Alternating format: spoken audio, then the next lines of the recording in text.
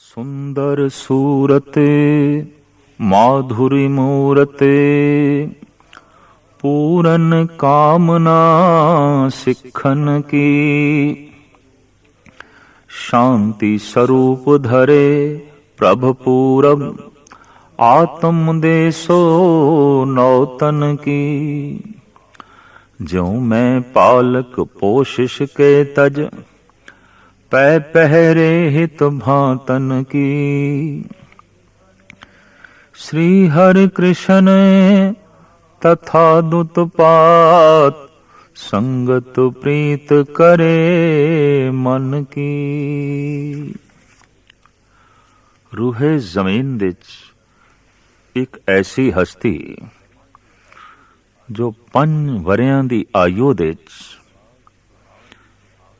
समाज सुधार दी, धर्म दी लहर दी ते राजनीति दी मुखी बनी। इतिहास दे एक पहली शख्सियत है।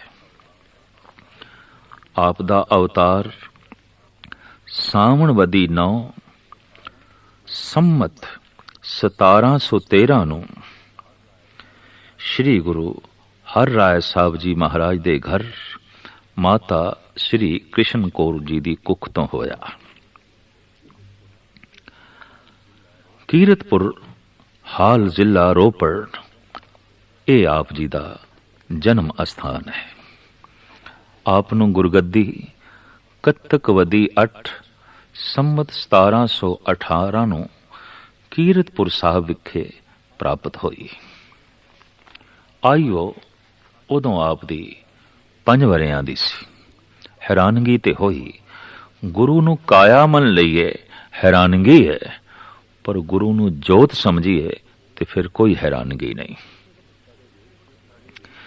किसी वक्त साडे देश दे उगे ऋषियां ने कहा सी, जिस दी आयु 35 साल तो थल्ले है वो धर्म समाज ते राजनीति दा मुखी नहीं बनाना चाहिए। क्यों कि उस दे बोलां दे उदी सोचनी दे पुख्तगी नहीं होवेगी। इस तरह राजनीति कच्ची होवेगी, समाज दी आधार कच्ची होवेगी और धर्म दे भी पुख्तगी नहीं होवेगी। लेकिन एक होर महापुरुष जो ईरान दे होया है, जिसने बुलंद बांग ए बोल आखे और उसने हिंदुस्तान दा भ्रमण भी कीता सी, शेख सादी। वो कहंदे ने बुजुर्गी बा अकल अस्त न के बा साल, तवंगरी बा दिल अस्त न के बा माल। बुजुर्गी अकल तो है, उम्र तो नहीं। अमीरी माल असबाब तो नहीं, दिल तो है। इसदा दिल किन्ना क वड्डा है। जद भी बुजुर्गी नूं नापना होवे, अकल तो नापो, सोचनी तो नापो। ऐसा भी हो सकता है किसी 5 साल दे बच्चे दे अंदर 100 साल दी अकल होवे, और ऐसा भी हो सकता है कि किसी 100 साल दे बुढ़े दे अंदर 5 साल दे बच्चे दी अकल भी ना होवे। अक्सर बुढ़े बच्चियां वालियां गल्लां करदे दिखाई देंदे ने। कदी कदी रूहे जमीन ते कोई बच्चा बुजुर्गां वाली गल करदा है। होए ने ऐसे बच्चे जो पूर्ण भगत होए ने, जैसे कि ध्रुव, प्रहलाद। होए ने ऐसे बच्चे जो पूर्ण शहीद होए ने और पूर्ण सिख होए ने, जैसे कि बाबा बुढ़ा। ये बचपन दे च ही गुरु घर दे श्रद्धालु, प्रेमी और बुजुर्गी दे मालक। खला मौजूद सी, बच्चे शहीद भी होए सन, बच्चे भगत भी होए सन, बच्चे सिख भी होए सन, पर कोई बच्चा अजे तक गुरु नहीं बनिया सी। धार्मिक तौर ते रहबरी करन दा मौका नहीं प्राप्त होया सी। इस खला नूं, इस कमी नूं पूरा कीता धन गुरु हरकृष्ण जी महाराज ने। आप दी सोचनी दे बड़ी गहराई। आपने जिथे साफ कह दिता, नह मलेच को दर्शन दे हैं। जब दिल्ली दे तख्त ने बुलाया ਤੇ ਆਪ ਨੇ ਕਹਿ ਦਿੱਤਾ, ਨਹੀਂ, ਅਸੀਂ ਪੁਰਾਣੀ ਪਰੰਪਰਾ ਦੇ ਮੁਤਾਬਕ ਰਾਜ ਦਰਬਾਰ ਦੇ ਵਿੱਚ ਜਾ ਕੇ ਉਹਨਾਂ ਦੇ ਰੋਬ ਦਾਬ ਥੱਲੇ ਨਹੀਂ ਬੈਠਣਾ, ਨਹੀਂ ਜੀਵਣਾ।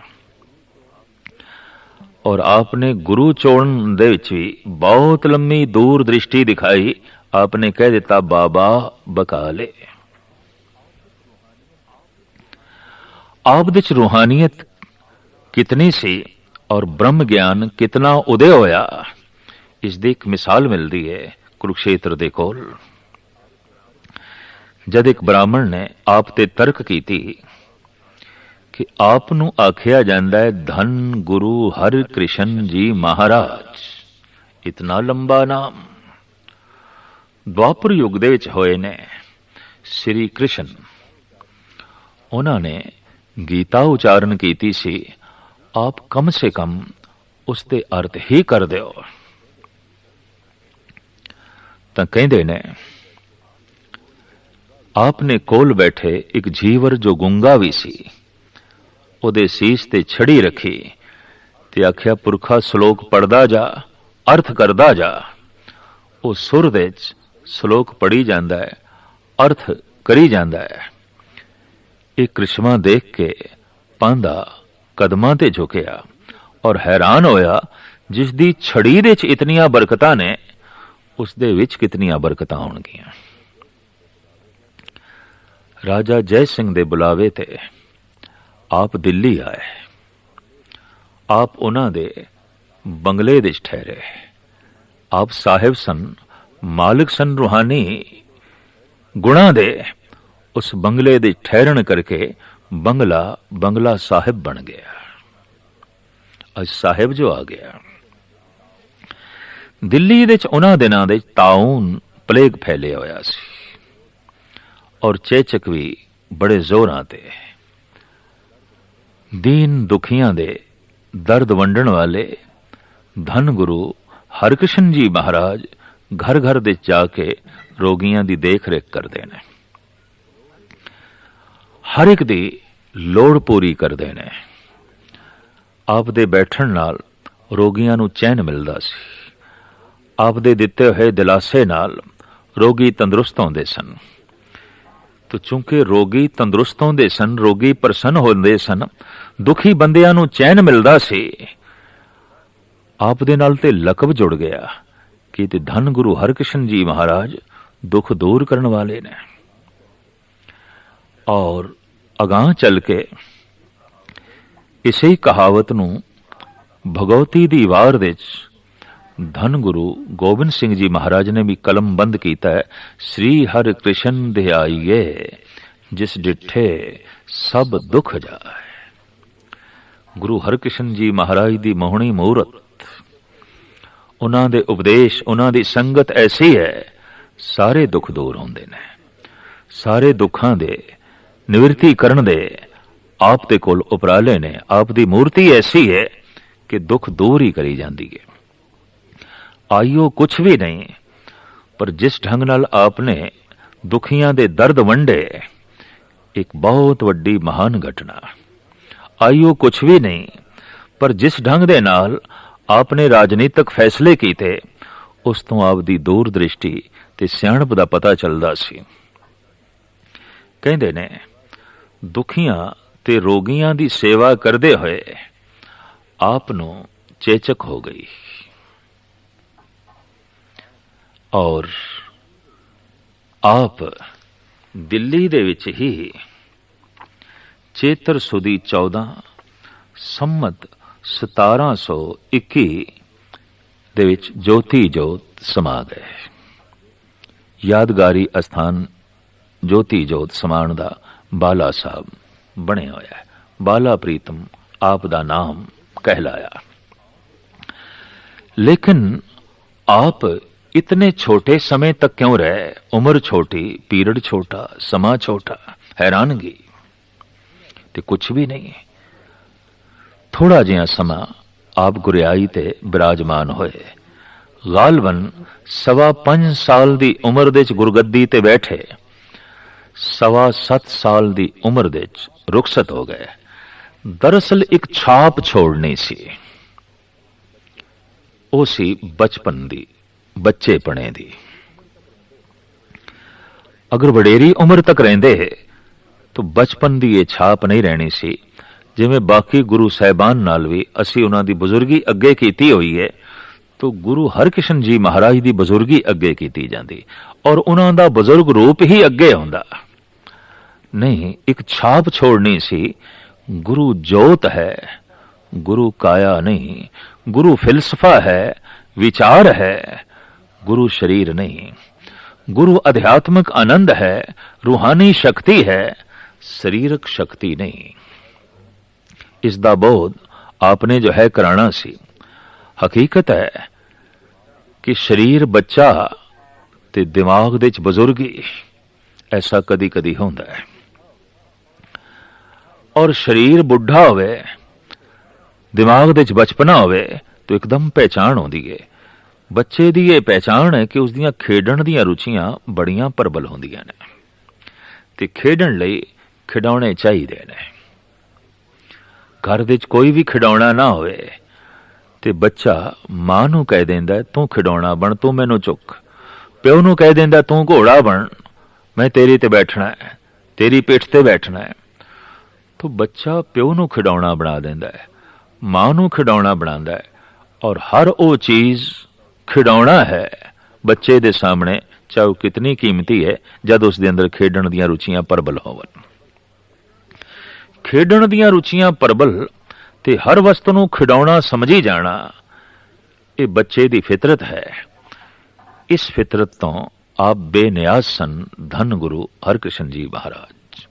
सोचना, समझना, समझाना आप दे सुभाव दे सी, परोपकार आप दे सुभाव दे सी, ज्ञान देना, लोगां नूं भगती मार्ग ते तोरना आप जी दे सुभाव दे सी। दुखियां दा दर्द वंडना आप दा कम सी, और इस तरीके दे नाल आप दी रसना तो अंतिम समय निकलिया जद सिखा ने पुछया अगला बाबा कौन होवेगा, गुरगद्दी ते कौन होवेगा, किस शख्सियत नूं आप जो है बिठाओगे। तो रसना तो निकलिया बाबा बकाले, गजब दी चौन, गुरु नूं लभना बकाले दे विच। ओ जोत उत्थे बिराजमान है जिथे गुरु हरकृष्ण जी महाराज, गुरु हरगोबिंद साहब जी महाराज दे पोतरे सन। उत्थे गुरु हरकृष्ण जी महाराज दे गुरु तेग बहादुर साहब जी महाराज दादा सन। सिख इतिहास नूं पढ़ के, गुरु घर दे इतिहास नूं पढ़ के हैरानगी आउंदी है। दादा पोतरे नूं गद्दी देंदा है और पोतरा दादे नूं गद्दी देंदा है। उम्र दी गल नहीं, अकल दी गल है, शरीर दी गल नहीं, विचारां दी गल है, काया दी गल नहीं, अध्यात्मक आनंद ते अध्यात्मक जो है शक्ति दी गल है। किथे दादा पोतरे नूं गद्दी देंदा है तमाम पुत्रां नूं एक पासे रख के, ते किधरे छोटा जिहा पोतरा वडेरी उम्र दे धन गुरु तेग बहादुर साहब जी महाराज जो रिश्ते च दादा, उन्हां नूं जो है गद्दी प्राप्त हो रही है। गुरु हरगोबिंद साहब जी महाराज दे सुपुत्र बाबा गुरदित्ता जी, बाबा गुरदित्ता जी दे सुपुत्र गुरु हर राय साहब ते गुरु हर राय साहब जी दे सुपुत्र श्री गुरु हरकृष्ण जी महाराज, गुरु तेग बहादुर साहब जी महाराज बाबा गुरदित्ता जी दे सक्के बिरा। इस तरीके दे नाल गुरु हरकृष्ण जी महाराज दे गुरु तेग बहादुर साहब जी महाराज दादा बने। तो दादे ने पोतरे नूं गद्दी दित्ती, पोतरे ने दादे दी झोली दे एक गद्दी पाई और स्पष्ट कर दिता गुरियाई काया दी गल नहीं, आत्मा दी गल है, शरीर दी गल नहीं, परमात्मा दी गल है, देह दी गल नहीं, गुणा दी गल है, विचार दी गल है। गुरु घर दे विचार ही गुरु है, ज्ञान ही गुरु है, ज्ञान गुरु आत्म उपदेशो नाम विभूत लगाओ, ऐसा कलगीधर आखदे रहे।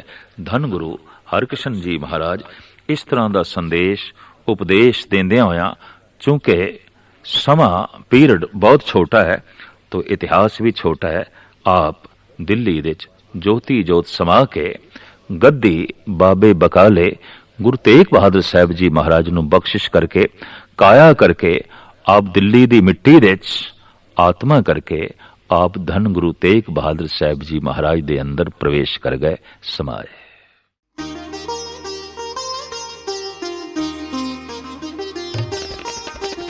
ज्ञान दासागर ज्ञान